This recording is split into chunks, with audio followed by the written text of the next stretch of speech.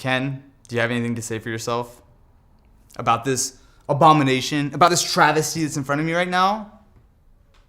I didn't think so. Hey guys, this is Austin. This disaster that sits in front of me are some of the most popular PS4 accessories. Now sure, unlike a gaming PC which you can fully customize, a PS4 is pretty much what you get is, well, what you get. However, what I'm curious about is whether any of this stuff is remotely worth it. So to start with, we have the Nyko intercooler. So they claim that this is going to direct hot air away from the console, which in theory is going to be a thing that actually could be really helpful. Especially with the old fat PS4, it could get really loud under load. So one of the things that drew me to the intercooler is that this actually is fairly well integrated into the PS4 design. So as you'll see in a second here, it basically just clips right on. And that's pretty much it. So what we can have here is it looks like one large fan and a couple of smaller fans. And the cool part is it actually has its own power pass-through. So you don't need to turn this thing on or off, run any extra cables. It should just go on the back. This just clips into place, I think. That actually integrates pretty well, I've got to say.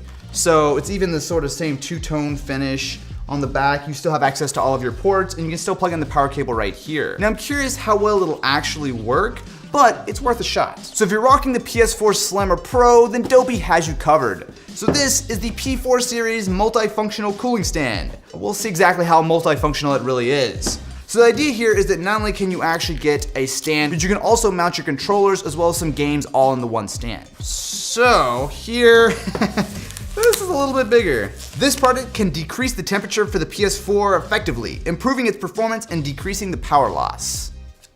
Power loss? So while these cooling products claim to lower the temperature of the PS4, that really shouldn't give you more performance. The real advantage and the thing I'm going to be looking for is if temperatures come down, in theory, fan noise should come down, and potentially longevity of your PS4 should be improved a little bit, but we'll see. So this is made for everything from the fat PS4 to the Slim to the Pro. So if you have a Slim, it drops in here, but if we have the Pro, we should just be able to get it in something like this. Actually, it fits pretty well. So there's nothing really holding it in besides friction. On the bottom, we do have those, wait, what? It's really only pulling a little bit of air from here? I mean, they look like reasonable sized fans, but how is that gonna drive any significant airflow into the PS4? Next up, we have something a little bit more simple. This is a PS4 USB hub. So as the name suggests, it's pretty straightforward. It turns the 2 USB ports on the front of the PS4 into 5. So this is specifically made for the fat PS4. So in the back we have a pair of USB ports, and on the front we have one USB 3, which is a pass-through, and 4 standard USB 2. It should be pretty much as simple as just lining it up, and that's it. Again, I appreciate how well this actually fits with the original design. So even with this and the intercooler, it doesn't really look like a Frankenstein. I mean, at least not yet. Now it's time for the big guns. This is the Donko Game Bar. Now that name doesn't really tell you much, but what this is going to allow you to do is install a full desktop hard drive into your PS4. Infinity storage, super speed, dissipation, and stability. Man, I am excited for this one. Oh boy, here we go. Oh, that looks like a lot. So this is going to require just a little bit of surgery on our PS4. However, it's not going to be bad. So the PS4, as well as the PS4 Slim and PS4 Pro, all have removable hard drives. So what this is going to allow us to do is, instead of using a small 2.5-inch drive like from a laptop, to actually use a full desktop drive. This is feeling like a dumber and dumber idea each second. So essentially this should kind of go and replace this top piece. So this glossy piece right here just pops right off, and inside, normally you would just replace the hard drive here. However, it's gonna be a little bit more involved with this guy. So to start, we're gonna take out the puny 500 gigabyte hard drive in favor of something just a little bit beefier. So to really go all out, we're upgrading this with a 4 terabyte hard drive. However, this actually supports up to 6 terabytes if you really need all the storage you can. On top of that, they actually just announced a new PS4 firmware update that will allow you to actually put games on external USB drives. So if you really want to get crazy with it, you could put a ton of storage in your PS4. So I just need to set the SATA cable in like that, and I can close the whole thing up. So all this is really just a pass-through.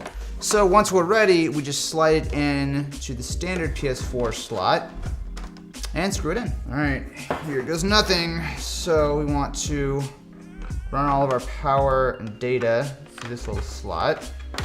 Get it around here. Okay, that actually kind of works. Now we just need to drop the hard drive in like this.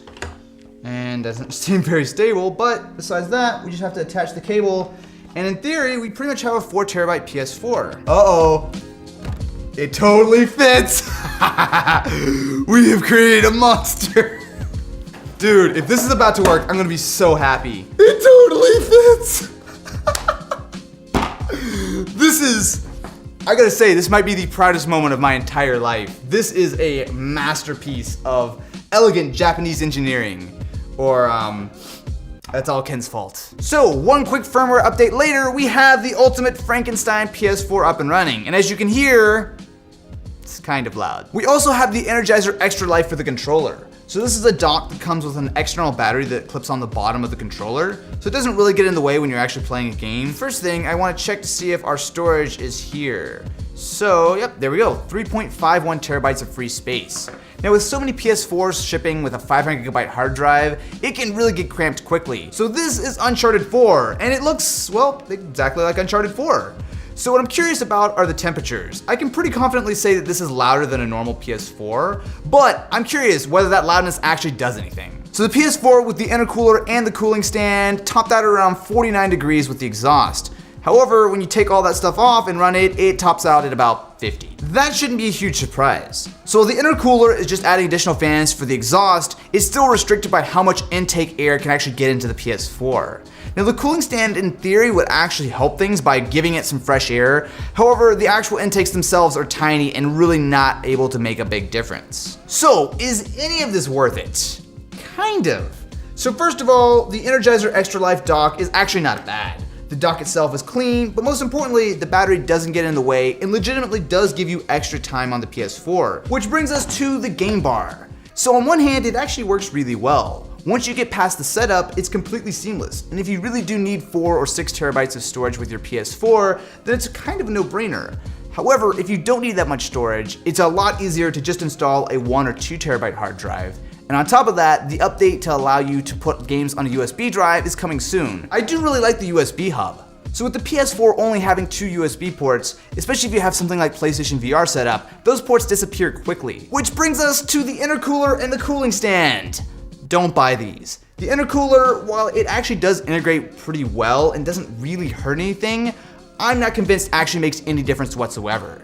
Now the stand does give you a few options like being able to dock your controllers, as well as in theory giving you a little bit more cooling, but again, I don't really believe it's actually making any significant difference. As always, all the links you guys need to any of this stuff will be in the description if you want to go check it out. And I'm curious, what do you think about this monstrosity? Let me know in the comments below and I will catch you in the next one.